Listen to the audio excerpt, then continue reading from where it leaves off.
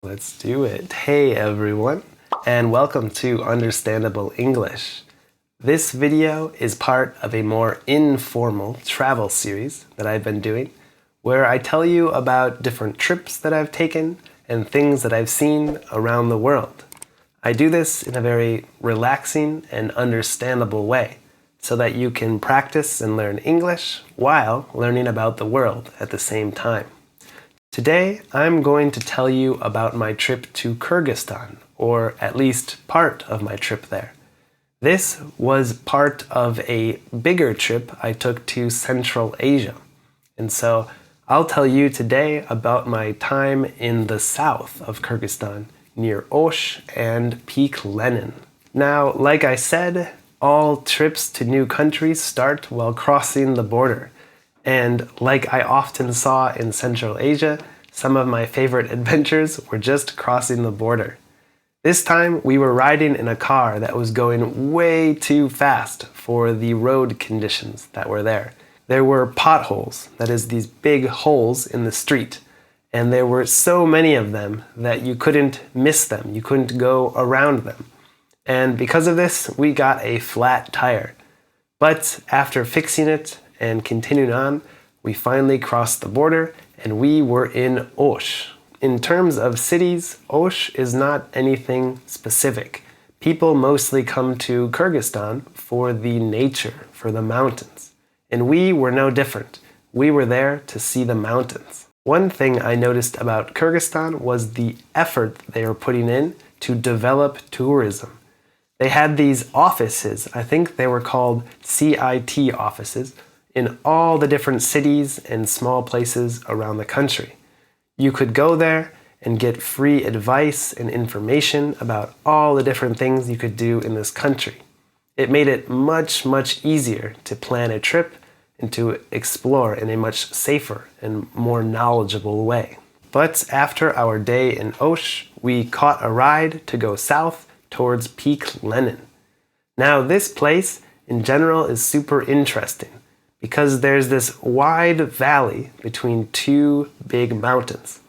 So as you're driving, it's almost like 50 kilometers to the left and right. It's relatively flat and green, but then suddenly, pop, there are these big mountains on both sides. Now, like I said in my Tajikistan video, this part of the world can be considered the roof of the world, because even though it's flat, you are still 4,000 meters in the air.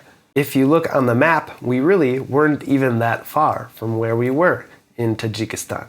But because the border was closed, we had to go all the way around and spend 5 days getting there instead of just 1 or 2 days. We decided to go on a 3-day trek or 3-day backpacking trip towards the base camp or the main camp of Peak Lenin. It was an interesting trek because the first day was relatively easy. We walked about 25 kilometers, going slightly uphill, but not too much because, like I said, it was a relatively flat valley. We saw some nomadic people who were living in their yurts. They lived there during the summer. We passed by, we could talk with them a little bit.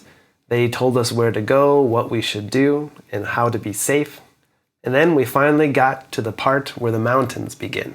We stopped near a yurt camp for the night, where these nomads live. And it was interesting to see.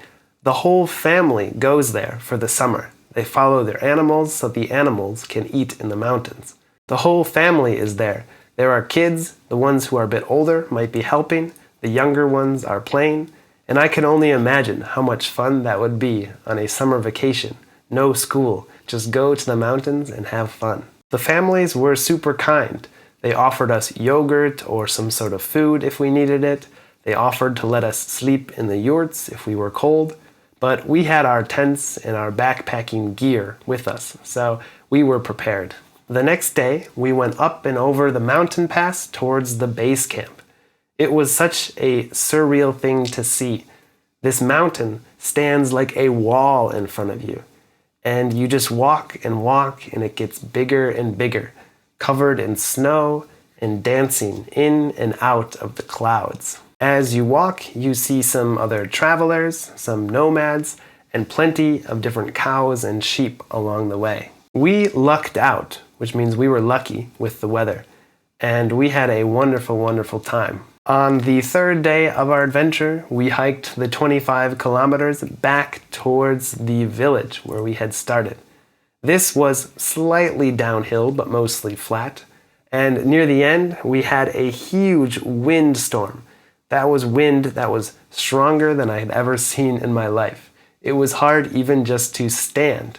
You had to fight the wind while you were walking, not to mention with a big backpack on. We stayed the night in the village at a homestay. Like I said, a homestay is like a hotel where you stay with a family and they make you food and let you sleep in their house. And it's a much more interesting way to live and sleep when you are traveling. After this, we were planning to head to the north, to the capital, Bishkek. And so we caught a ride and went. And this was a perilous trip, a scary trip. This driver had a death wish. I think he was trying to kill us.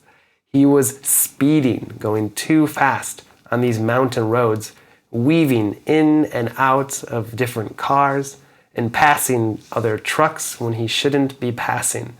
The whole time he was on his phone, and when we told him to be careful, he just ignored us. It was the first time in my life that I thought I actually might die. When we finally got to Bishkek, it was 3 a.m., 3 in the morning, and I think our driver was not happy with us, so he just dumped us somewhere on the outskirts, or the outside of the city. From there, we had to walk to the center and find a place to stay. Now, Bishkek is a surprisingly hip or interesting city. I might even say it's popping, which is kind of like a slang way of saying it's interesting and young and energetic. I noticed that a lot of cities in Central Asia were more conservative, but Bishkek was definitely not like this. There were cute cafes and bars, and a lot of kind of hip and young neighborhoods. It was interesting to walk around. I felt like I was almost in Europe. After a few days in Bishkek, we continued our adventure into the mountains. But I'll tell you more about that in part 2. For now, part 1 is finished. If you learned something new, feel free to press like and subscribe so you don't miss part 2 about Kyrgyzstan. Have a wonderful, wonderful day. Toodles.